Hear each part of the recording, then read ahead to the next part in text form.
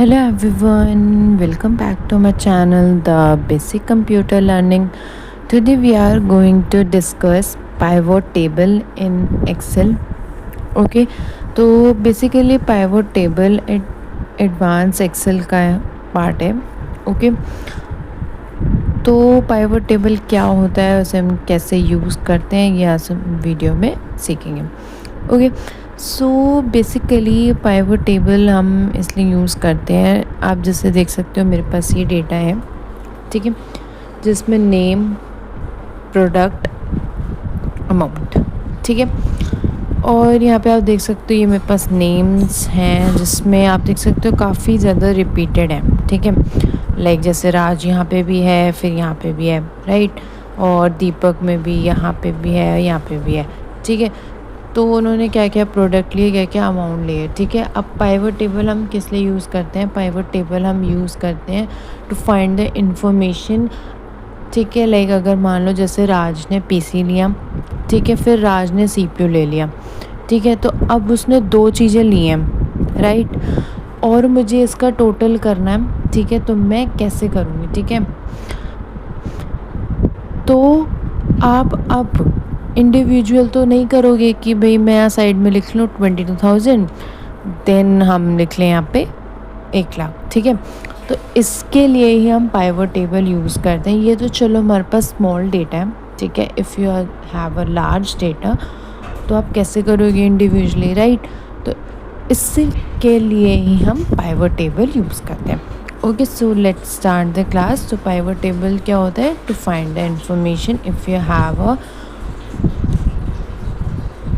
repeated names with the lots of products, ठीक है, कि आपके पास रिपीटेड नेम्स हैं डेटा में, उसने बहुत सारे प्रोडक्ट परचेज़ करे हैं, उसका अमाउंट अलग अलग है, ठीक है. तो let's start the class and please subscribe to my channel and please watch the full video till the end. Okay, so पहले ही हम अपने टेबल को सिलेक्ट करेंगे, ठीक है. नेक्स्ट स्टेप में इंसर्ट. ओके, देन ये आप देख सकते हो pivot table easily arrange and summarise complex data in a pivot table. Okay, easily arrange कर देता है, समराइज कर देता है. कम्प्लेक्स डेटा मतलब एक बहुत ज़्यादा, जब हमारे पास हार्ड डेटा होता है ना, वो वाला, ठीक है, एक पाइवट टेबल में, ठीक है. तो यहाँ से इसको हम सेलेक्ट करेंगे. अब आप देख सकते हैं हमारे पास दो ऑप्शन आ रहे हैं, फ्रॉम टेबल, रेंज, नेक्स्ट है फ्रॉम एक्सटर्नल डेटा सोर्स. तो हमें क्या कलेक्ट करना है, हमें क्या चूज़ करना है? फ्रॉम टेबल, रेंज, ठीक है. ऐसा हमारे पास एक इंटरफेस खुल के आ जाता है, ठीक है, जिसमें आप देख सकते हो पाइवट टेबल, फ्रॉम टेबल और रेंज, सेलेक्ट अ टेबल और रेंज, ठीक है, ये अपने आप ले लेता है, ठीक है, sheet. Then choose where you want the pivot table to be place, कहाँ पे आपको अपना टेबल चाहिए, ठीक है, वो चूज़ करो. न्यू वर्कशीट पे, आपको दूसरी वर्कशीट पे वर्क करना है या फिर उसी पर ही चाहिए? मुझे कहाँ चाहिए? एग्जिस्टिंग वर्कशीट, जहाँ मैंने अपना टेबल बनाया है, ठीक है.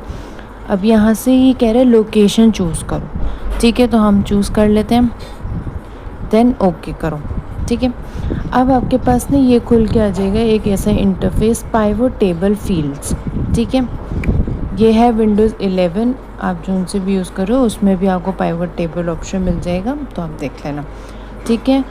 अब फिल्टर्स, कॉलम, रो, वैल्यू, ठीक है, आपको किसको फ़िल्टर करना है, कॉलम है या रो लेनी है, और वैल्यू मतलब वैल्यू क्या होता है? सम, ठीक है.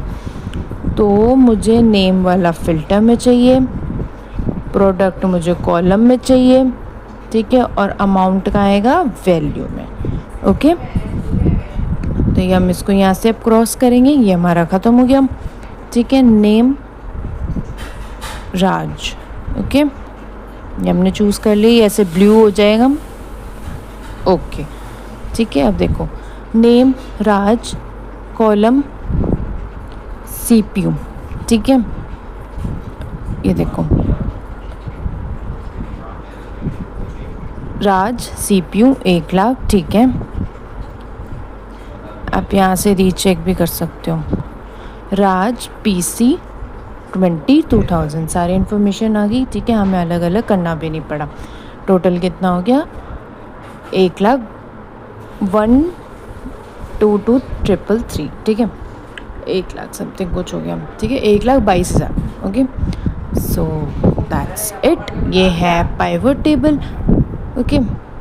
So that's it for today.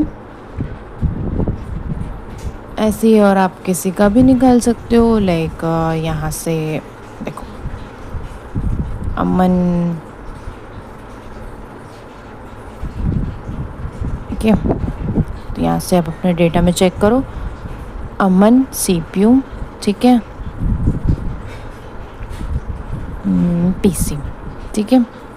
1,00,000 और 22,000। तो आप किसी का भी आप ऐसे कर सकते हो, ठीक है। जितना आपके पास कोई भी डेटा हो, स्मॉल तो आप इजीली कर ही सकते हो। अगर आपके पास लॉन्ग है तो you can use a pivot table, okay.